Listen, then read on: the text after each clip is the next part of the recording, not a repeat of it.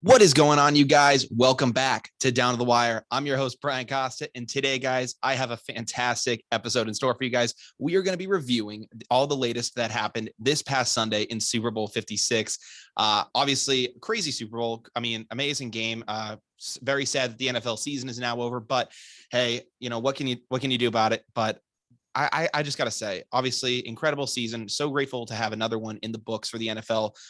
Obviously, things around the world look like they're getting back to normal. But, I just got to say, amazing game. So glad for all that. But listen, to discuss everything today, I want to bring on two guys that I really think that are going to have a very good conversation today. I know them very well. I've met, you've seen one of them on this show before. He's actually a running back for the Bryant University football team. Mr. Fabrice Mukendi is back on the show. Fabrice, how you doing, man? I'm feeling well, man. Happy to be here. Man, I'm happy to have you back, man. I'm so glad to have you back. And then obviously, Fabrice isn't just a football player for the Bryant University Bulldogs. He's also a fellow podcast host here of the Touch Minds podcast. Love to see that as well. And we also have another radio show host on site with us today, the co-host of the Bill and Miles Superthon.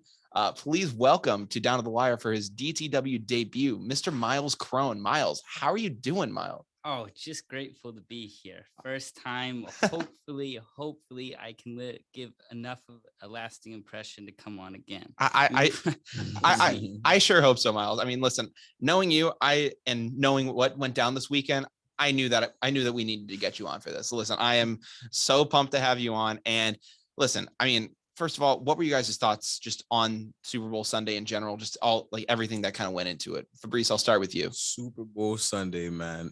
First off, I think this is one of the greatest Super Bowl I've seen in my recent years. Yeah, really. The beginning to the Super Bowl halftime show to the end of it, man. I loved it, honestly. Yeah. Miles? Yeah, I mean, same here. Like, you go into a Super Bowl week and like, I don't think I've been as excited. I mean, it might be biased, just me being a Lions fan and feeling like the Detroit Lions were the closest they've ever been to the Super Bowl this weekend.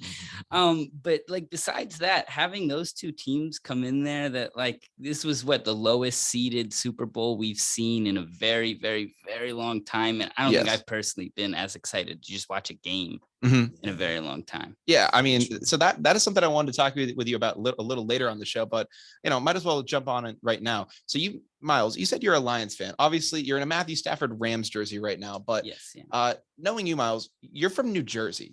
How the hell did you become a Lions fan? Great question. I gotta know, and also, why would you stay with them? I look back at it now and I can't give you an honest answer, Brian. Like, I mean, it could have been the Calvin Johnson, Mathew Stafford connection. That was really cool. Calvin Johnson was on the Madden cover, I think, when I got around to playing football. Oh, okay. And it was like a jersey that I liked. It all just kind of clicked on like the superficial levels that you'd want as a football fan. Yeah. And then it just became fun to like defend them tooth and nail, like them just being absolutely terrible.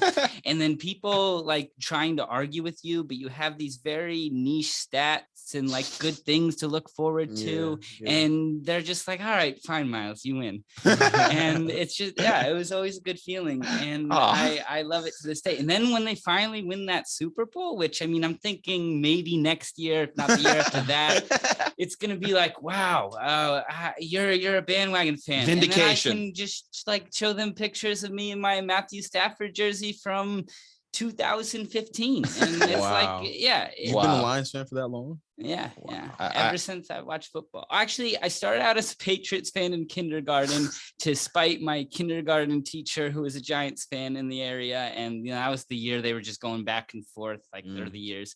And then I was a Redskins fan because I was a football team. What are they? I don't know. They're the Commanders now, but at the time they were the Redskins. They just drafted RG3 and he was just like the guy. Out of college, he was that guy. Oh, wow. He was that guy. Like, and he was just so fun to watch. And then he wasn't, and Lions. Right.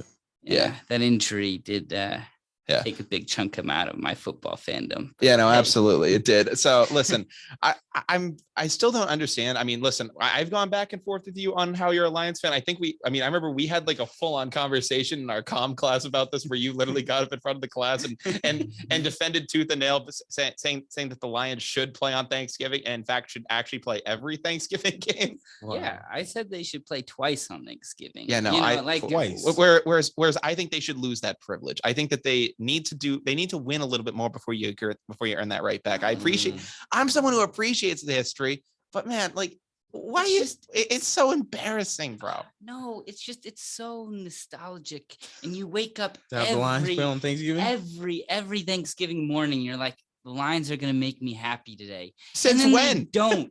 And then they don't. But I have that feeling every single time, unwaveringly. And then I think they should play twice, because we should give them we should give them that right to play again, and maybe play a college football team, or a high school football team, or a middle school flag football team, something to get the spirits back up.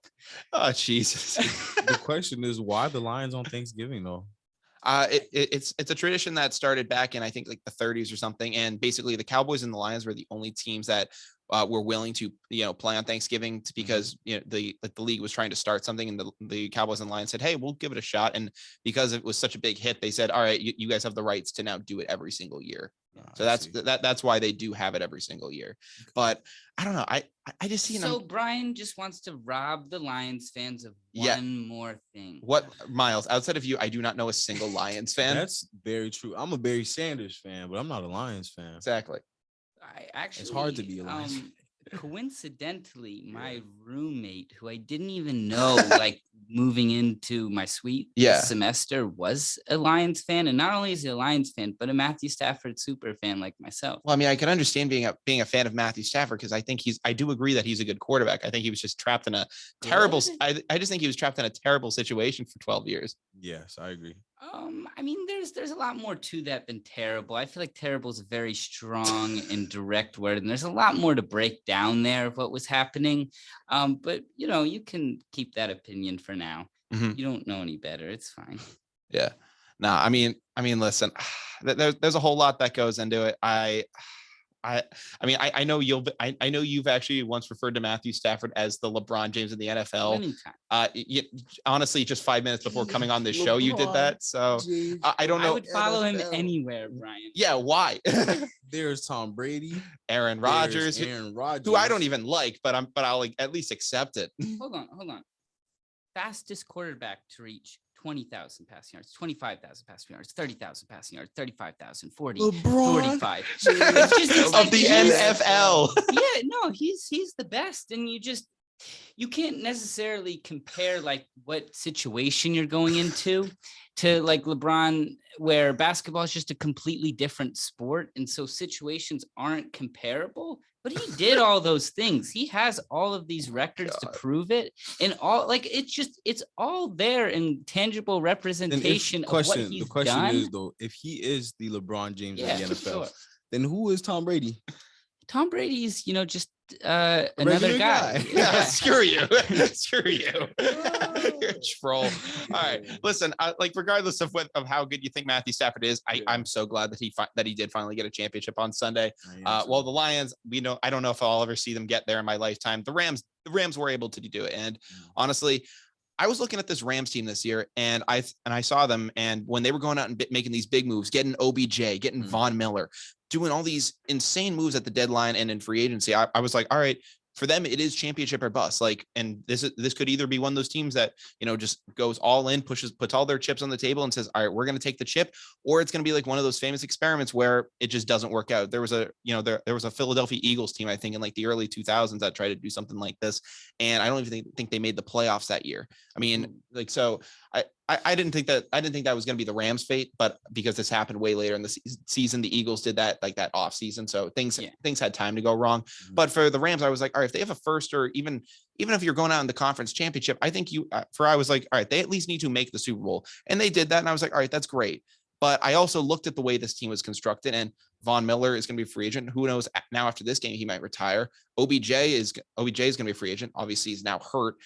There's a lot of different factors that go into this. And while you do have Mathew Stafford for the next couple of years, it was like, all right, you have like the perfect storm right now. Will you be able to recreate that after an offseason and all the uncertainty that goes into that? Sean McVay could be gone. A lot of things could go into that. So for me, I was like, all right, this is the Rams time to strike. I saw a team like the Bengals. I was like, all right, they're good, but they could at least, build something over the next 3 to 5 years. The Rams, I was like, they're kind of in a prime position where they'll be competitive next year. Obviously, I think they could even make a chance to go back. Mm-hmm. But in terms of striking when they were strongest, this was going to be the opportunity to do it. And they did. So obviously it's a scary situation for teams because it's like, all right, do I invest all in and risk, losing a bunch of money and having this all blow up in my face?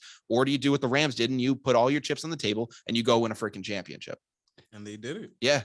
And they did it. And the question is too, like you had brought up an interesting fact. Mm-hmm. A lot of these guys might retire or eventually will retire in the next 3-4 years. Von Miller, Aaron Donald. Yeah. You know what I'm saying? So when you look at Mathew Stafford, a great quarterback like him, I'm not saying he's not great. I'm just saying a great quarterback like him, you have to put the weapons around him. Mm-hmm. A healthy receiver, healthy line, not get sacked 8 times like a young Joe Burrow. You know what I'm saying? So yeah. That's another thing too. Like, you want to talk about one of the storylines in this game. Obviously, people have kind of been back and forth on how Mathew Stafford did in this game. He obviously finished 26 of 40, 283 yards, 3 touchdowns, 2 picks. I don't know. I thought he had himself a pretty decent game. I thought he went out there and was slinging the football around. Obviously made some mistakes in some areas. Miles would say he was perfect, but here's what I love time and time again about Mathew Stafford. You see him go down, get his ankle just crushed. Yeah, that was bad. Around, and it just looks so awful.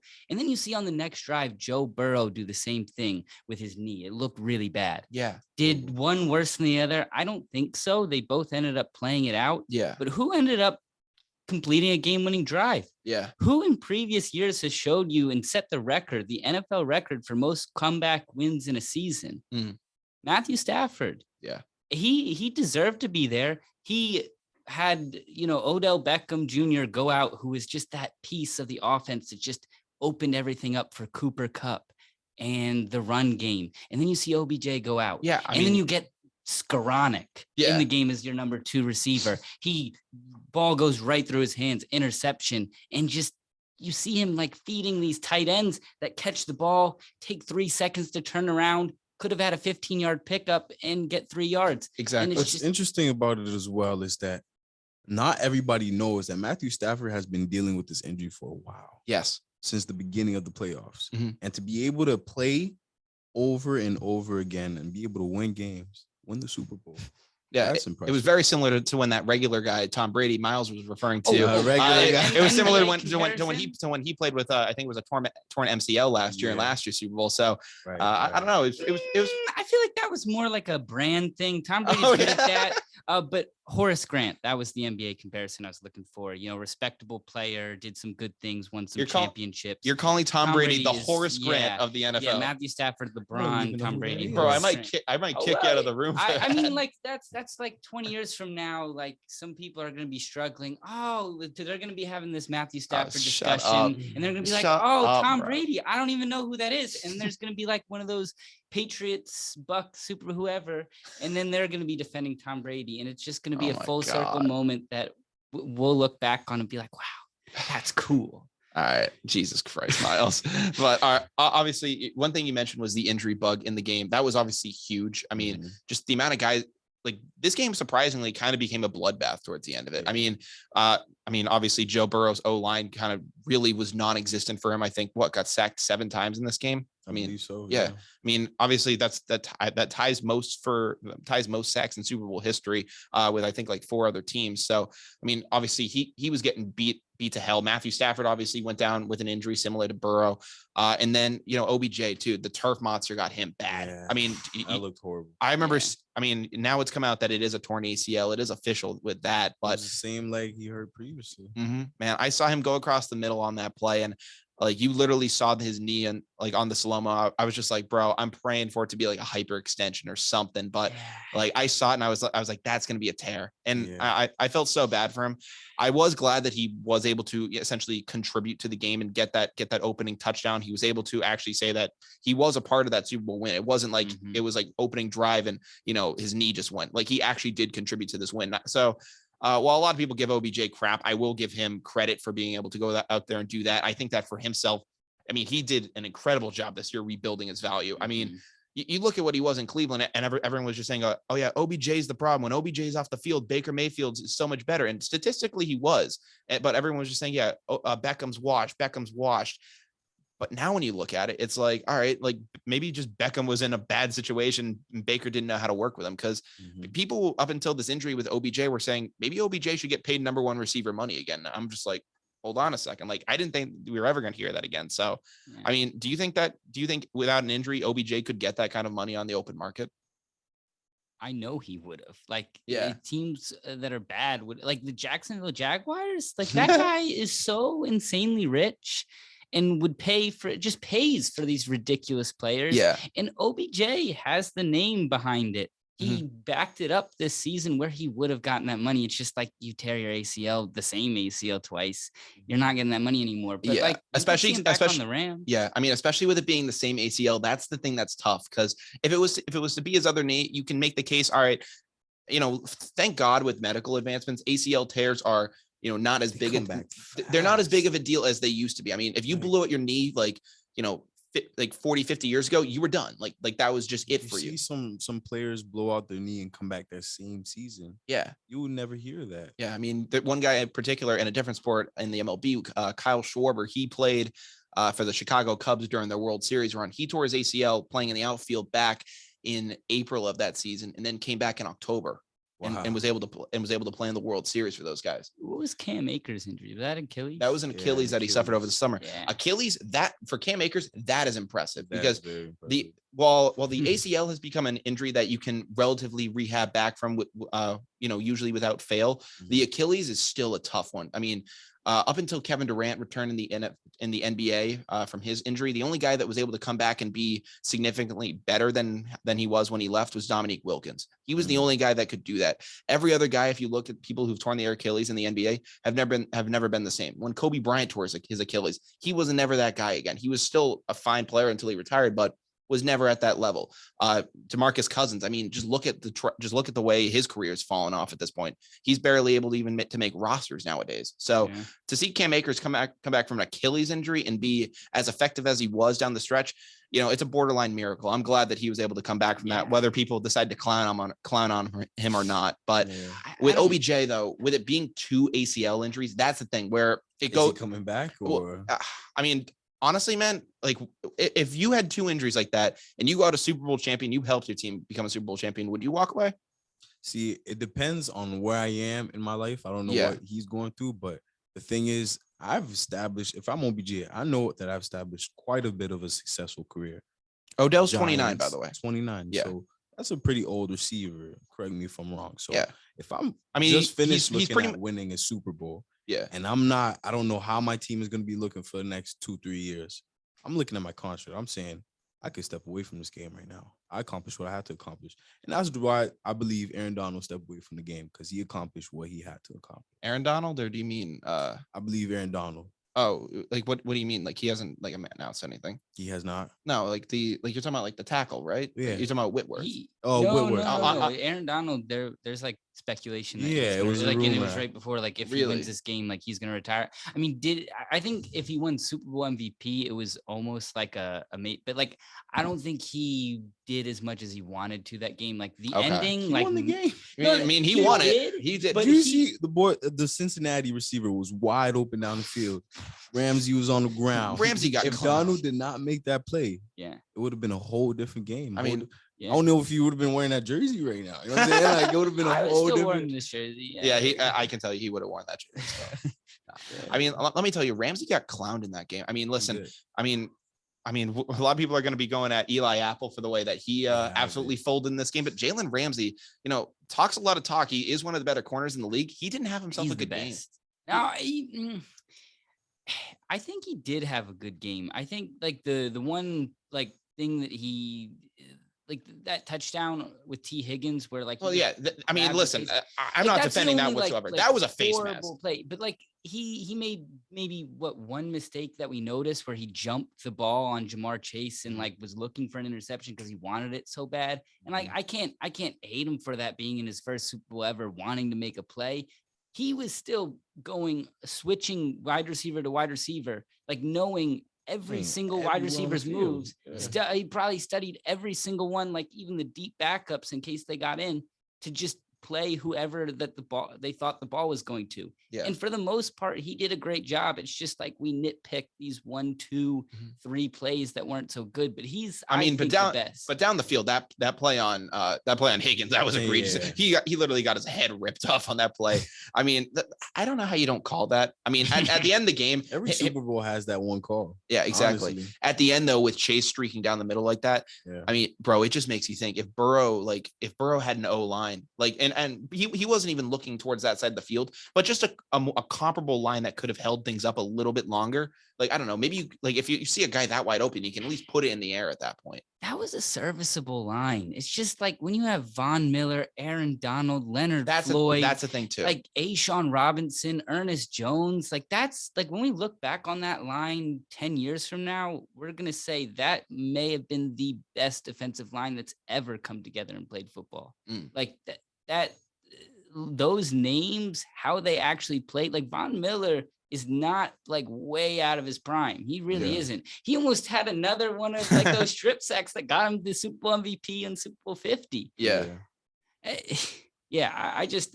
think that we're not giving enough credit to the Rams. Like what team they put together. They deserve to win this game other than, the Rams having misfortunes. They weren't a bad team. It's just Rams are so good. No, 100%. I do agree with you that they put together an incredible team, incredible run.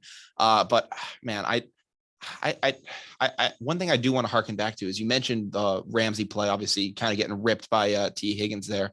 A lot of people after that have been kind of saying, I was listening to local Boston sports radio, and they were saying with a play like that, what should there be a sky judge that, is kind of up in the booth and looking at certain plays like that, able to determine whether certain plays like that should or shouldn't, be reversed and have it be like, it not like a replay review where you go to replay, you look things over, have a guy that in the moment can say, hey, that was a face mask. I'm going to throw the flag on that. And just interrupt like the game. Another wrong ref. call. Like another ref in the sky, basically. Yeah. With microphone.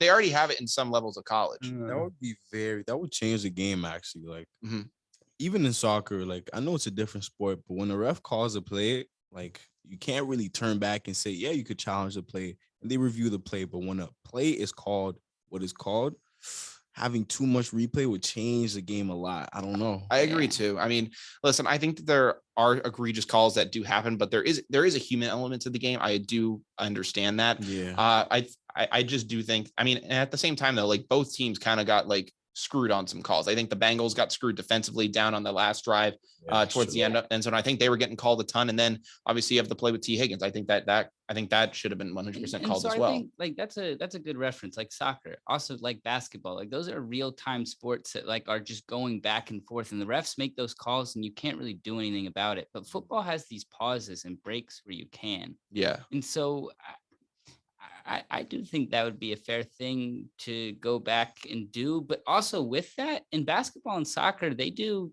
like makeup calls that aren't talked about. Like I have a feeling that like subconsciously or consciously, those refs made that call where like it was a ticky tack, like he just like kind of tugged his jersey a little bit, like that goes over most of the time on that 3rd and whatever at the goal line that set him up half the distance to the goal with the first down. It might have been a makeup call for like that egregious 70-yard touchdown. Mm-hmm. I agree. I actually do agree. Yeah. No, I mean, I agree with that too. It was pretty bad down the stretch there, but man, obviously ridiculous game. It ironically did end up coming, kind of dropping some name recognition here. It did come down to the wire. Mm-hmm. So one of the cool things about it, well, one of the not so cool things for Cincinnati rather, was it comes down to like the final drive of the game. We were all in my friend's suite, and we're all saying, all right, is Joe Burrow going to have his Tom Brady moment right here? Is he going to have the moment where he marches down the field against the Rams 20 seasons to the day where Tom Brady did it against the Rams? He did it in Super Bowl 36. Is Burrow going to have his moment in Super Bowl 56? Those were all the moments going through my head. I was like, is this going to be it? And he gets about to midfield or so, and it gets to 3rd and 1, and lo and behold, Joe Mixon is not on the field for the running play. It's instead Sam Pirine, and he ends up getting short. He ends up getting short stopped at the 1. I mean, I don't understand why Joe Mixon was not on the field for that play. In crunch time, a coach has the duty to put the best players on the field to make the best plays. And I believe that if Joe Mixon would have been on the field, being more of a receiving back than Pirine, maybe he would have caught that ball. Yeah, maybe would have had a completely different outcome. I'm not even talking about the 4th and 1. I'm talking about the 3rd and 1 run that got stopped. Before the 4th and 1. I don't get that. Yeah. I don't get why he wasn't. I don't get why you didn't have him on the field for that. I mean, I just had a guy in the comments here. He's a host of the Fumble Rooski podcast. My friend Adam Fabrice. He ended up saying he'd rather have you on the field than Pirine in that play. And honestly, yeah, I would. I mean, bro got stuffed. I mean, I don't know what to say. I mean, Joe Mixon had been your guy that game. I think he was averaging like 4.5 yards a carry. Yeah, he was ripping the. Yeah. I mean, he was the only guy doing that. Yeah, he was torching it up the middle on the run. So, I mean, if you're Zach Taylor, who I was saying going into this game, I was worried was going to be the guy that could possibly cost them the game because of coaching decisions. Now, I think that honestly, I think he did a better job than I thought he was going to do, but keeping Joe Mixon off the field like that, who not only was amazing on the run, also had a pretty solid touchdown pass. Yeah. I mean, he was Joe Mixon was like the guy that game outside of Joe Burrow on offense. And I'm just like, how do you not have him on the field for that? Yeah, Fabrice made a great point. As a coach, you have a duty to put the best players on the field. And Joe Burrow is a fraud. I mean, like you smoke a cigar after the AFC championship game, and you think that like you don't see Mathew Stafford having that beer until the Super Bowl. You don't see him doing any of that stuff until the Super Bowl. He was like, I'm getting straight to work. I'm not celebrating this NFC championship game. Zach Taylor, 3rd and 1. What does he do? He doesn't put the ball in Joe Burrow's hands. He runs the ball.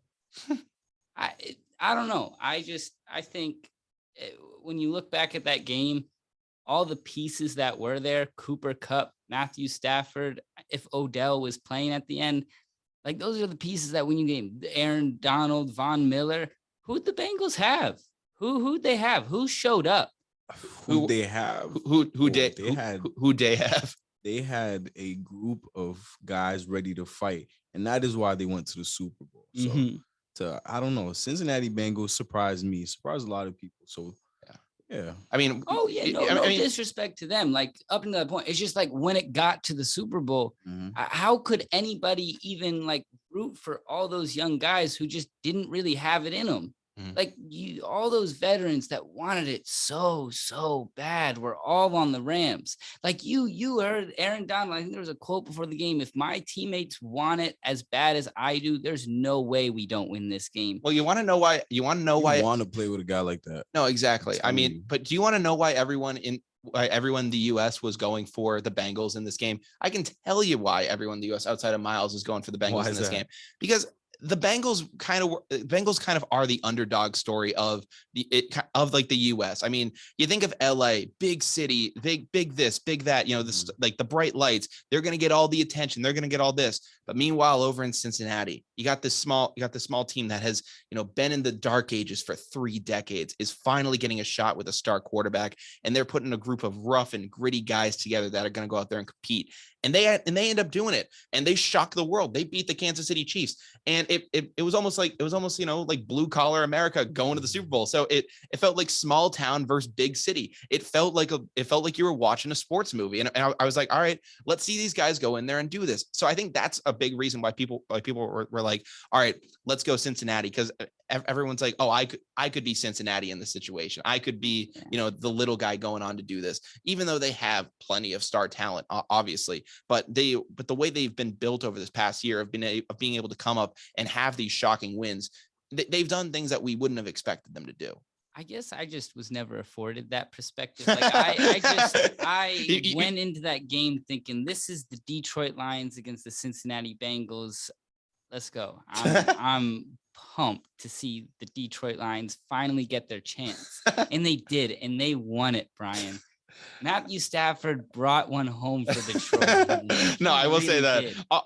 That's actually what's interesting though about this Rams fan base though, because comes from all. Oh yeah, because like I mean, you you get the Detroit people in it for Stafford. You get the Denver people in it for Vaughn because they know how much he loved the city and they knew he was doing it out there for Demaryius Thomas. I mean, Von Miller even came out and said that. So you have guys from all over kind of like rooting for different guys in this game.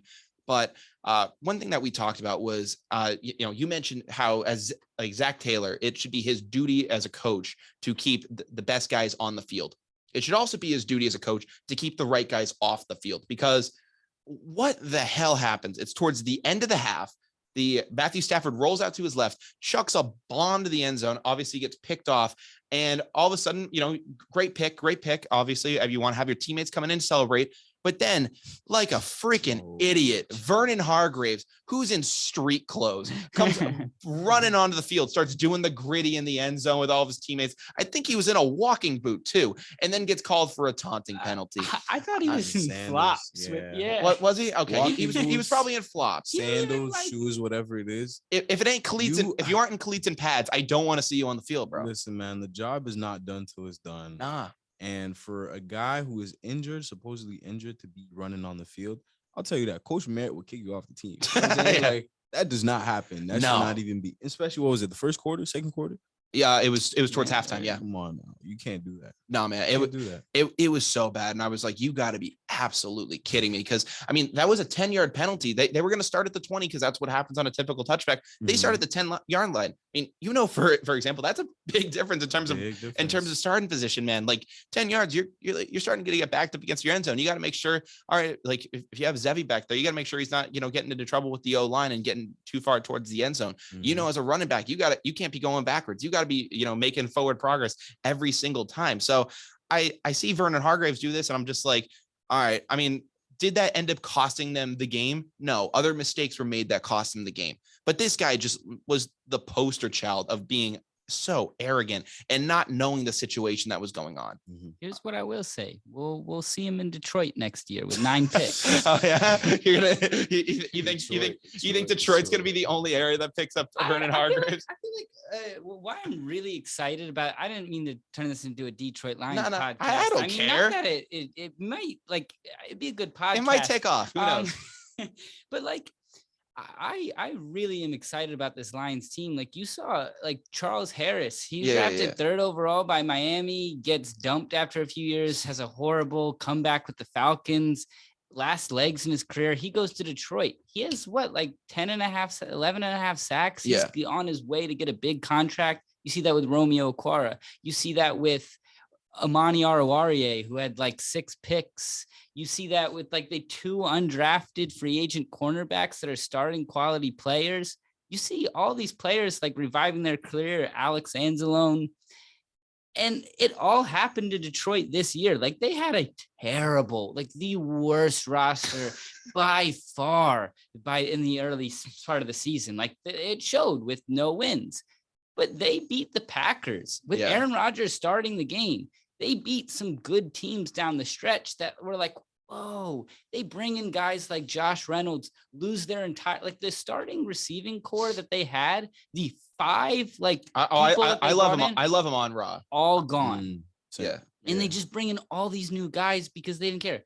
Frank Ragnow, the consensus best player on their team, gets injured before the season starts. They have an undrafted rookie play center, and he does really well. Yeah. They have all these guys, and you see this buy-in culture behind Dan Campbell. That's really, really exciting because we haven't spent a lot of money on people. We have a lot of money, and we actually got the 2nd overall pick. This is a team that wants to fight. People want to go there.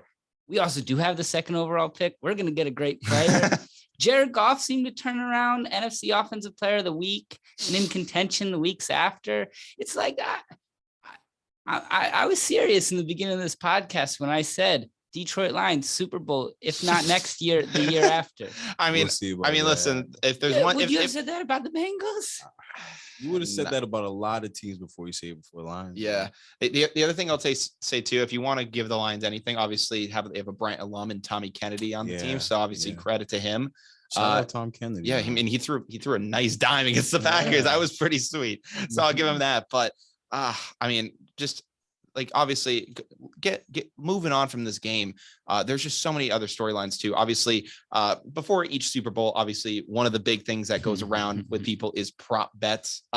It's something that a lot of people love to throw down on. I know I've had roommates, I've had friends that have all thrown down on prop bets. Did you guys throw down on any this year or no? Miles, what did you throw down on? I just should have went Cooper Cup touchdown. Like I knew it was going to happen. So to preface, I won $400 betting on the NFL playoffs. Oh, geez. I didn't understand how the pool worked. It was $30 for just a ton of people going into this thing, and you had to put point values 1 through 16. I didn't realize that they expired after you used them. So I used the highest point values in the very first week. But luckily for me, I got every single pick right in the first week. So I was way ahead of everybody. I forgot to submit my picks for the second week. Oh my God. I still won this thing, and I won like $400. So I was like, I'm going crazy on the Super Bowl. Oh my God. I bet $150. Guess how much money I have of that left, Brian? None. $20. Oh Jesus. Oh, man. I invested so horribly, and like I couldn't even keep track. I bet on so many different things that I was watching the game and I didn't even know what I bet on. I just, my roommates are like, it makes the game betting harder to enjoy. Yeah. I feel like, and especially with like, the Bengals coming back, it was hurting. I was like, am I going to lose all this money and the Super Bowl? Yeah. Luckily, I got one of them. This is the better one anyway. I love to see it. Mathew Stafford deserves everything he got. Absolutely. Listen, he deserved all my money too. I'm glad that I could sacrifice that to whatever spirits made him throw that game-winning touchdown to Cooper Cup. Absolutely. So in the end zone. So obviously you had a lot of luck in the NFL playoffs. I did not. But somehow I also still managed to win money. So I was in a $10, just like kind of throw in pool just with my family and then some other people that are involved with that. And basically it's similar to a March Madness bracket where it's not squares or anything like that, but you just like literally like a bracket from the divisional round all the way to the Super Bowl. You do that. And then you guess how many total points are going to be scored in the Super Bowl by both teams. And whoever has the closest, the total points is the tiebreaker. Mm-hmm. So whoever is the best bracket and closest one ends up the winner. So I did not have the closest bracket. I had the Packers playing the Bills in the Super Bowl. Wow. I wanted to be bold because listen, if you're bold enough and you get a good enough pick, you're going to win a lot of money. So I was like, all right, the Bills had just come off killing the Pats when I was making this thing too. So I was like, all right, the Bills are hot. They might be like the real deal. And I was like, all right, watch out for them. And then the Packers weren't very good, Brian. Dude. They were a really bad football team. Shut up. I really stacked Detroit. Oh, that's your team. Of course I'm a Pats fan. But bro, it gets and then I was seeing the Packers and I was like, all right, number 1 seed. It's supposed to be Rodgers' last dance, even though I wasn't, too high of a believer on it. I was like, all right, Rodgers might just torch them in this postseason. We hadn't seen him yet. So I was like, all right, I'm going to throw down. I got Bills, Packers, and I had the Packers taking it. And I was like, all right, I never like to root for the Packers, but because my friend's a Packers fan and I hate the Packers, but I was like, you know what? I'm a Packers fan. Oh, screw you, bro. That team confuses me. They do. It's like they were what 13-4 this season, something like that. Yeah, in 13-3. I mean, they were the number 1 seed. Yeah, and like every single year, you just hear news. Aaron Rodgers hates his coach. Aaron Rodgers needs the front office to do this.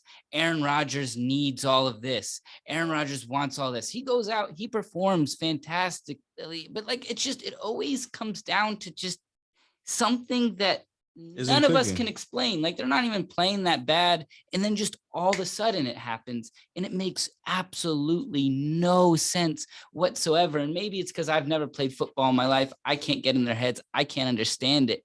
But it it really is mind-boggling that he's been there for so long. They did win that one Super Bowl, but that was before Aaron Rodgers takes all this control of the team. Yeah. And like he needed to prove himself at that point. But now he's like what, back-to-back MVP is like 44 touchdowns, 4 interceptions. Yeah. That's never seen before. Mm-hmm.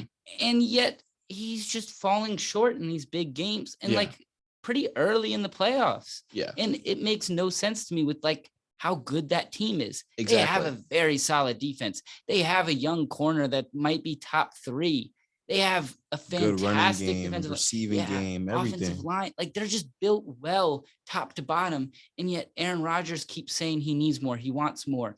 All these excuses are being made for that team that just don't add up. And it's like, why are you so close to Detroit and you all aren't Detroit Lions fans right now? That's what I'm Shut up. But dude, obviously, so I was so wrong with my picks for that game. I ended up winning money because there's a losers pool. So if your roster, if your picks are bad enough, it's like, all right, like you get like a consolation prize because like the best people will get like, you know, a couple $100 or something, maybe even more. And then the losers, like you're entered into like a thing. And if you have it like really bad, you might like win like $50 or something. I split with some people. So I originally put $10 in, I got $20 back. So, I mean, I'll take it I don't like being a sports guy and having my picks be that wrong, but hey, if I'm that wrong and I'm winning money, I'll wait, your picks are so actively bad and just off. Yeah, I won money because I was in the losers pool. Yeah, they were so bad that every single pick I made was wrong. Like for the divisional round, every single one was wrong. No. None of them went right. I was like, wow, like this is that bad, huh? Because I think I had the Titans. I think I had the Bills beating the Chiefs. I had the Packers over the 49ers, and then I had the Bucks over the Rams. So I literally had it all wrong, and then it was so bad that I literally ended up winning it because of that. So no, I mean, I don't blame you except for the one where you bet against Matthew Stafford. Okay. Never get bet against Matthew Stafford. That's like a principle of never heard sports of Matthew betting. Stafford fan. Bro, super bro, he is unreal with it, bro. Respect. But dude, obviously, LeBron James. Like, so we were able to have our own betting experience there, but then some other prop bets that are very famous, which you were mentioning it just a couple minutes ago, and you were basically saying, oh, like the bets can sometimes take away from the game. You're too stressed about the game. The bets I'm talking about have nothing to do with the game. It's more about what is the coin toss going to be, heads or tails. Let's bet on that because it's equal odds. Is the national anthem going to be over or under? Like I think like what 95 seconds? I think they have it set at something. The Gatorade. Yeah, and then the Gatorade. So like those were obviously big ones. I mean, it all started with the national anthem. So we were over at my friend's suite over in Kilcup here on Bryant University's campus. And we're listening to the national anthem, and my friend Goose, who I've had on this show before, is literally just sitting with a timer, just like watching it. And like I remember like the singer Mickey Guyton, she started off so quick, and Goose he like basically threw his phone down. He was like, I'm cooked, I'm done for. And then like she starts to like really like swell on like the second half of the song, and he ends up saying, okay, I might have a shot here. I might have a shot. And then he's like, all right, hold brave, just hold the word brave, and we might be able to get this. And she hits it. And when it ends, he ends up hitting it. And it's like 0.7 seconds shy of being over. And all of us just like, everyone just shouted, no. How lucky is that? But then, dude, literally a couple minutes later, my friend John, who I've also again had on this show, ends up texting me and says, hey man, the over for the national anthem hit. I'm just like, what? So I tell him, and like then we all we have the exact opposite reaction. We freak out. And then obviously coin toss right after. I mean, you know, it's going to be 50-50 because that's what a coin toss is. You know, you always got people saying, oh no, tails never fails. But me, I was like, you know what? If I had to bet money on it, I was going to go heads. Cause I mean, listen, my favorite team, the Patriots, Mathew Stafford. I mean, they don't do that. I mean, but listen, Matt Slater, rather, who I wanted to talk about, had a little Freudian slip there, but Matthew Slater, he always picks heads when he goes to the coin toss. And you know what happens? We usually get the coin toss, which is pretty nice. So that's why you like the bet heads. I mean, listen, that there's that reason for it, but also I like there was in just throughout this postseason, there were a lot of teams that were betting tails and it was coming up heads. So I was just seeing that trend, and I was like, again, it's a 50-50 thing. Yeah, you can't actually bet this thing. Weird stat I heard.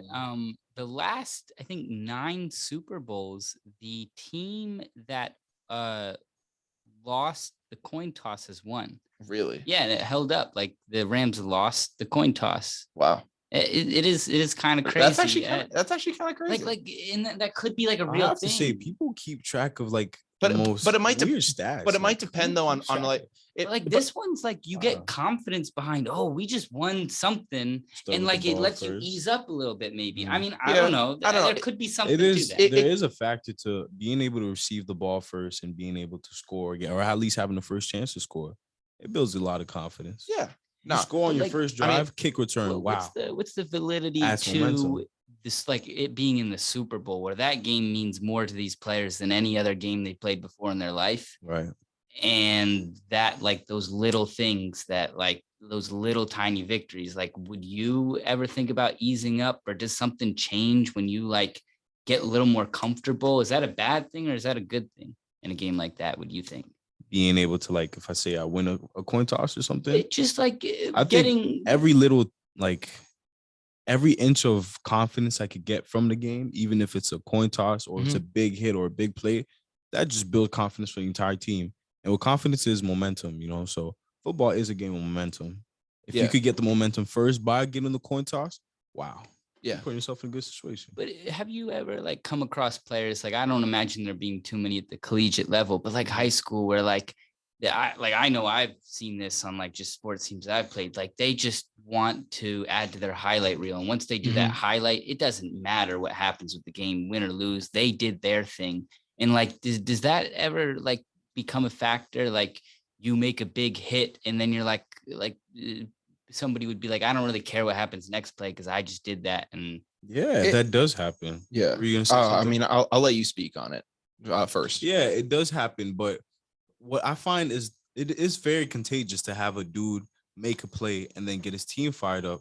So there's two different aspects to it. You can either make a play for selfish reasons and not care about the team, or you can make the play to benefit the team and to bring that energy. Absolutely. You know, so. Yeah. So I think with my experience with sports, it depends on what you're doing it in. I think football, it's very team oriented, and because of that, it's not just going to be like, oh, I got my opportunity and now I'm done for the game, because you're lining up, you know, if it's not fourth down or whatever, you're lining up again for another play. You still have to go out there and do your thing. So you're not done. As if a quarterback, you could have like one really nice touchdown pass, but you still might have an entire game left to play. With a sport, one of the sports I played in high school was baseball, where obviously you're only gonna have a certain limited number of opportunities to make a play. Football, there's gonna be more, just because there's gonna be stuff going on. Maybe your number isn't gonna get called all the time, but you're gonna somehow be involved in making that play work. Especially you on offense, whether you're getting the run or catching the pass or not, you still might be set up on a blocking assignment. There's still something that you can do to execute that where you can execute each and every time. With me, unless the ball's hit somewhere in the field or hit to me, I'm just standing there whenever the pitcher's throwing to home plate. Right. If no guy ever swings and makes contact, I'm just standing around for 9 innings or whatever it's going to be. So it's very hard to be selfish in a sport like football. Yeah. With baseball, you guys can get very selfish, especially if it's not if you're not competing for something like a state championship or something like that. If you're playing in like some of these fall leagues that guys will play in for like development, I mean, if there's not a championship, it's much more of just saying, all right, I'm just trying to get better myself, and I'm just trying to, put out the best I can do. Another area where that's 100% true in a sport that I played was track in high school. You saw that all the time, because listen, in track meets, you're obviously competing for, the total number of points for your school. You're trying to end up winning a championship. I know at my school, our girls team, up until, just 2020, they hadn't lost a regular season meet since 2001. And like a very impressive stat, one of the most impressive runs I've ever seen in the history of high school sports. And it is not talked about enough, but I mean, our girls team never lost a meet from like 2001 up until I think the COVID shortened 2020 year. It was remarkable what they were able to do with their team, but none of that really matters in track, because a lot of it is saying, all right, can I beat this PR for this 60-yard time? Can I beat this? Can on a team sport like a relay, it's like, all right, can we win the race? But it's more about, all right, I need myself to do my part. And then after that, I'm done. Like, I can cheer you on and do all that for sure. But in a sport like track, it can be very selfish. So it depends on where you're at. I guess like why I posed that kind of question wasn't because I was wondering about like the negative aspect, like how you can bring a team up or down, like how it is emotional. Like I know playing basketball, like I've had guys that are just so into themselves that if we got down, they would just like sulk on defense. And like when you have a man down on defense, somebody's gonna score because you don't have that guy. And like those people who bring down energy, it's very obvious that affects a team of any level. Like even baseball, if you see a guy just like chuck the bats, like scream obscenities, then you're all going to be a little bit like, why'd you do that? You think we're out of this? And then we feel that. But like in a Super Bowl game, like when something good happens to you that's completely separate from football, like you win that coin toss, does that give you confidence in an area that distracts you away from the game? I don't think winning so. that coin toss in like such a big moment that some people just aren't ready or didn't know what it would be like, or what this Super Bowl experience was like. And then their first step on the field, the Bengals brought out 4 guys. The only guy out on the Rams was Stafford. I just want to say that so I could say his name again. Anyway, it's like they win that coin toss. That's their first experience of this whole Super Bowl, of stepping on the field was just a coin that flipped in the right direction for them. And they're thinking about that. And Stafford goes back and he's just thinking about football. He's like, I don't really care, whatever. But I think that kind of is it. I think it's more of just like what's up? Oh, I was just wondering, is there some validity to that that could contribute? I think it's more of just guys psyching themselves up in order to do it. I think a lot of guys will just go out there and just be like, hey, yo, we won the coin toss. We won the coin toss. Good stuff. Let's go. But it's just like trying to, more rally the troops than anything. Whereas if you lose the coin toss, it's like, hey, yo, we got this. We're going to go out. We're going to do our thing. I think it's when you see, I mean, unless it's overtime where that is different. Like if you win the coin toss in overtime, that can sometimes be the game as we've seen. But where it comes to here, I mean, I just see it and I'm just like, all right, like if a guy's getting like pumped up over the opening coin toss, it's probably just him saying, all right, hey, let's go down, let's go do our thing, and probably just trying to, get guys started off on a good foot. Yeah, I mean, you have to be able to trust your offense as much as you do your defense. So yeah, whether the other team wins the coin toss or not, my defense is gonna go out there and do what they got to do. So, absolutely. Yeah, losing a coin toss isn't always bad if you have a great defense. Yeah. Well, yeah, but like, is it good to get like pumped up in a game like that? Like when you need to be so focused because you know that other team is like you heard that Aaron Donald quote where it's just like, if everybody on this team feels as I do, there's no way we don't win this game. But you're getting pumped up for something that like really isn't related to football at all. And so you get your mind like excited about something that's so far from the actual game itself that like you're kind of investing your emotions in a wrong place for that game. I mean, I could see that. I could see that, but I think you can get hyped up and be focused in at the same time. Because I mean, listen, I when I'm playing, I want to be focused, but I also don't want to be a zombie. I don't want to be out on the field and just be like, all right, just hand me the ball. I'm gonna do my thing. Like I don't think that's how like you would want to be out there doing your thing. Like you want to be focused, but I feel like you'd want to be kind of amped. You like want to go out there. You want to compete, and I don't know, just like doing something like that. And again, winning a coin toss, flip of a coin, it happens. You're gonna lose it like time, and you're also gonna win. So you really never know where it's gonna go. I think it's more just about getting that boost, but. Before we do go, one of the final things I wanted to talk about was Fabrice mentioned at the start of the show. He ended up saying that, and you guys mentioned it as well, was that in terms of the overall just presentation, the game itself, everything involved, and then the halftime show was one of the better ones that you've seen throughout the Super Bowl. So obviously, I talked about it back when it was announced. The halftime show obviously was Dr. Dre, Snoop Dogg, Eminem, Kendrick Lamar, and Mary J. Blige. They also had some guest appearances. We had 50 Cent join, and then we had Anderson .Paak on the drums. What was your reaction to the show, man? I really enjoyed it. What was your thoughts? The first thing I thought of when seeing all these people come out was, this show is just so Cali. Like you had Snoop Dogg, you had like California legends. Mm-hmm. It's like you grew up with these guys and now you see them on the big screen. Yeah, it was amazing to see because it just felt like California was being put to the big screen. I mean, California already is on the big screen, bro. But like just the music industry, the people, the culture. Snoop Dogg, think about it, like. He was crip walking on national television. He threw up gang signs on TV. I was like, oh shoot, he's doing this. Okay, wow. The reason I say it was probably the best is because I'm a big fan of hip hop. Yeah, yeah. 50 Cent. Everybody was probably bopping their head to Oh my probably God. every song playing. Mhm. You know what I'm saying? So Yeah. the greatest artists, Dr. Dre, one of them, you know. So it Mhm. was a great halftime show. Yeah, Miles.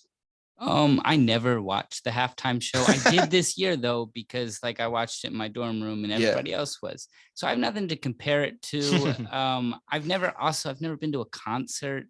Really? Yeah. And I was also a little upset that the Bengals were coming back. So my input on this is just absolutely valueless. It means nothing and it holds no weight.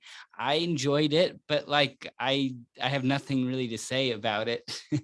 I was music? just good music, but like it just cut off after a minute of the song, and you get into something, and you're like, oh well. Oh, and then like 15 seconds, it's good again, and like that's the Super Bowl halftime show, and I never watch it. That was my thing with the show. Obviously, I think all the guests did what they needed to do. I think they brought like that energy. The only problem I have though is that the Super Bowl halftime show is only 15 minutes long. That's it. So when I saw it, you were announcing 5 guests, and then let alone you throw in special guests too. I was like, you're not. I was like, unless you're putting on like a 30-minute performance, like this is going to feel very rushed, and you're going to feel like, you didn't really get everything out of it that you could. Now, you could also turn that as a compliment and basically mean like, all right, you were wanting more, like obviously, like then we did our job because we were able to give you a little tease of everything. But if you're throwing all these guys out and, you're advertising these guys and saying, oh, they're going to do this. I was seeing advertisements saying Eminem was like with Eminem with Rap God in the background. I was like, oh, is Eminem going to perform Rap God? No, he's going to do a 2-second version of Forgot About Dre and then do Lose Yourself. Like that's all he did. So, I mean, I was looking at the show, and listen, man, people have been clouding on 50 Cent. Like, have you seen all the memes about him going around or no? No, I'm not on social media like that, unfortunately. So people have been saying that 50 Cent, because if you notice how he dropped down, another thing too, when I saw 50 Cent drop down like that, I was so confused because I mean, obviously it was a surprise performance, but what was weird is I was hanging out at a friend's suite, like just that night. It was like the morning, like of the Super Bowl, like, turning into the morning. It was like 2 a.m. or something like that. And like they were just like throwing like random stuff up on the TV. And it was like, all right, like, just like, at 2 a.m, what are you going to throw up on the TV? All right, we're going to throw up old music videos. And like, for some reason, 50 Cent's In the Club just comes up on the TV, and I'm just like watching. I'm like, damn. Like, throwback to like when that was like on, and like just like completely absent thought of I was like, wow, that's actually crazy. And then fast forward to this, and I see 50 Cent. What I didn't know was 50 Cent at the time dropped down like that. And I was like so confused, and I was like, wait a minute, 50 Cent's not like, because I had just seen it, and I was like, wait, are they having like Kendrick do like a 50 Cent like impression or something? Like, I had no idea what was happening, because I see like the wife beater, I see the headband, I'm like, what's going on? And then they close it, I'm like, oh, that's 50 Cent. I was like, oh, so guest appearance. Like, they are doing a guest appearance tonight. I was like, oh, shoot. But Miles, you were asking why people were clowning on him. So 50 Cent in the original music video was cut up. I mean, he was like, I mean, dude, he was jacked in that video. Like, he was like beyond. And I mean, like, he was lean, he was jacked, and like, the man was working out like I've seen that album cover. Yeah, the man was like working out like a fiend. I mean, the gains on that guy were incredible. But then you compare it to the 50 Cent you're seeing now, and people are saying basically 50 Cent is seeing the bad side of inflation, and now looks more like $1.50. So that's what people are now saying about 50 Cent. Honestly, I thought he looked fine. I think that for 46, bro, I think his performance as well. I thought he performed well, and I thought he actually looked fine too. I mean, I thought he just like looked more jacked. He wasn't like that skinny and lean anymore. I thought he was honestly like in decent shape. And I mean, bro, the guy was hanging upside down and was able to pull himself up and do all that stuff at that age, and be pretty active in the performance. People were like trying to get on him. I thought he did a really good job. As soon as he started performing, I was like, oh shoot, like he's actually doing this thing. I guess I missed that too. I remember I took at least like 2 chocolate milk breaks to refill my chocolate milk. What was in that chocolate milk? I was just chocolate milk. Okay. Yeah, I was just a cup of chocolate milk. Okay. And I don't know. I missed a lot. I didn't. My attention wasn't there. It was wholeheartedly with Mathew Stafford. Yeah. Okay. Just really, really hoping that he would, would turn it around for the team, and he did. Yeah, no, I mean, so I'm glad my energy was there. Yeah, I'm glad your energy was there too. But obviously, Kendrick, I think, did a good job. I think that he just wasn't able to be utilized in the way that in the way people wanted him to. Similar with Eminem, I think that, I thought he could have performed Forgot About Dre with Dr. Dre and done that. But at the same time, I thought it was a pretty good halftime show. I liked The Weeknd's a lot when he did it last year. I thought that was a good halftime show. Yeah. The only thing that I was hearing rumors about, which I had wanted to happen, was for the Tupac hologram to show up on stage that they did back at Coachella back in 2013. They had a hologram of Tupac show up, and I was hearing rumors, the Tupac hologram might show up. I was like, bro, if the Tupac hologram shows up, I'm done. I'm done, bro. But then I saw it was like light out. I'm like, you can't do a hologram like in the light. So I was like, it's going to be tough for them to do it. They're going to have some advanced technology if they're doing this, unless Tupac is just, after 30 years, this was his master plan to come to the Super Bowl halftime show after 30 years to come back from Cuba and go to the Super Bowl halftime show. But man, obviously, where would you rank this in terms of all-time halftime shows? 1 or 2. Really? Yeah. Who would be the guy who would be like, in terms of that? Prince's performance. Okay. I didn't see it live, of course. I'm too young, but I just heard about it, and I actually got a chance to see it on YouTube. Wow, that was a great performance. Yeah. I mean, Miles, again, you have nothing to reference, but in terms of a performance, like, how do you not watch the Super Bowl halftime? I don't know. I just don't. I never do. I've just always like gone and played hide and seek during those like 30 minutes. Or he did it last year too, playing hide and seek, by the way. Yeah, that was me yelling, "Where are you guys?" on campus. That was me. So I don't know. I really don't. I do sometimes hear disembodied screams from around campus, so it doesn't surprise me. I know it's him. Whoa, hey, not all of them. Oh, Jesus Christ. But honestly, I thought it was a very good halftime performance. It's one that's grown on me a little bit more. I mean, when I was watching it in the moment, you didn't know what it was going to turn into. So I think there was like a lot of uncertainty, and I was more trying to figure out, all right, you have all these pieces. How is it going to come together, rather than it being one artist? And it's like, all right, we're going to bring out, all these guests, like, just like throwing out a random example, Katy Perry, I think back in 2014, she came out, and then for special guests, she brought on Lenny Kravitz. And then I think it was Missy Elliott were the people that she brought on stage, and it was like, all right, those are your guests that you're going to bring on. So like you had like, when it's like, all right, you have your guests, you're going to bring them on, great. But when you started off with 5 and then I saw 50 Cent come out, I was like, all right, you were already going to be short on time. How the heck is this going to work? So honestly, though, I enjoyed the performance, again, growing on me. But unfortunately, guys, we are now down to the wire, which means that we're going to review everything we talked about in this Super Bowl review and send you guys on your way. So obviously, we started things off by welcoming back Fabrice Mukendi to the show, running back for the Bryant University Bulldogs and host of the Touch Minds podcast, as well as Miles Kron, co-host of the Bill and Miles Superthon. Boys, I'm so glad I was able to have you on to talk some Super Bowl stuff with you. As we head off into the NFL offseason, it's kind of, for my world in terms of podcasting, it's kind of a barren wasteland because for me, I'm a huge baseball fan. And usually the 6 or so weeks from the end of the Super Bowl to the start of baseball opening day are like the longest ever for me. But it's actually a pretty decent time for podcasting. I mean, it may be a little bit longer now because of the lockout with baseball. Who knows when that's ever going to get resolved? Maybe never. I mean, those guys don't seem to ever get along. So who knows what? Be canceled? I don't know. I really don't know what's going to happen with the MLB. I mean, they might not get started they might start a little bit late this year. So there's a lot of speculation going on in the air there, but we were able to kind of unpack it all. And one of the cool things about this time that we have off is that I'm able to get some cool guests on. I'm able to interview some people and, do some stuff that I'm not really able to do during the course of an NFL season, just because of how strenuous the schedule actually is. So I am excited for these next couple of weeks off. I'm going to try to get some good guests on the show. Should be a lot of fun, but obviously we started things off talking about the game itself. Obviously the LA Rams beat the Bengals 23-20 to win their second Super Bowl title. It was 20 years. It's 20 seasons to the day today when they actually lost to the Patriots in the Super Bowl and started an amazing dynasty, just an amazing dynasty. It was awesome. We talked about how Mathew Stafford finally got his ring, is finally a champion.